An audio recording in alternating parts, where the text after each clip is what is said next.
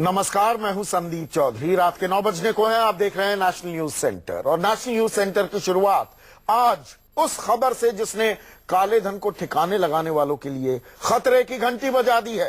नोटबंदी के दौरान जिसने भी ब्लैक मनी को, काले धन को छिपाने का काम किया, इनकम टैक्स डिपार्टमेंट उनका दरवाजा कभी भी खटखटा सकता है।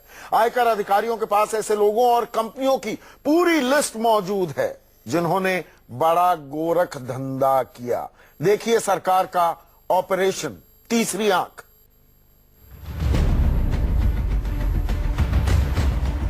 ब्लैक मनी को ठिकाने लगाने वालों की लिस्ट तैयार हो गई है। अब कानून के हाथ एक एक गिरबान तक पहुंचने वाले हैं। अब उनको पता चल रहा है कि बैंक में तो जमा कर दिया लेकिन फंस गए। सारा पता चल रहा है कहां से आया कहां गया।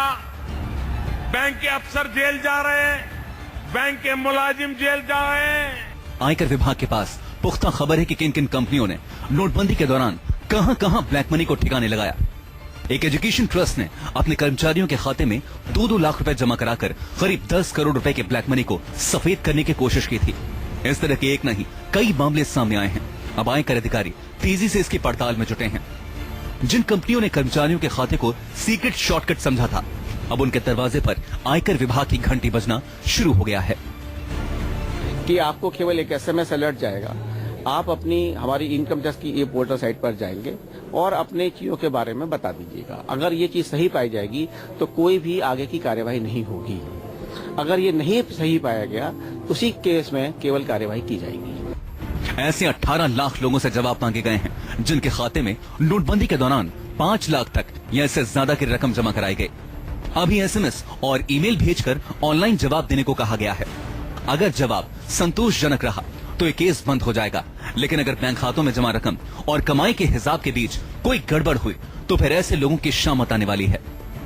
इसमें कई कंपनियों के मालिक भी शामिल हैं जिन्होंने अपने कर्मचारियों को बैंकों के बाहर कतार में खड़ा कर दिया काला धन ठिकाना लगाने के लिए।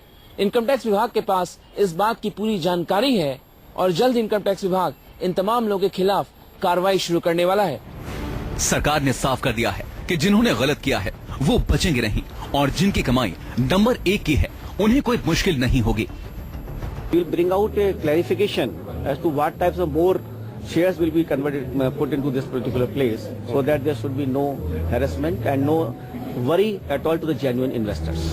आयकर विभाग की सबसे पैनी नजर उन लोगों पर है जिन्होंने नोटबंदी के दौरान अपने खाते में 1 करोड़ से ज्यादा के पुराने नोट जमा कराए, लेकिन इतनी कमाई का आईटी रिटर्न कभी नहीं भरा था।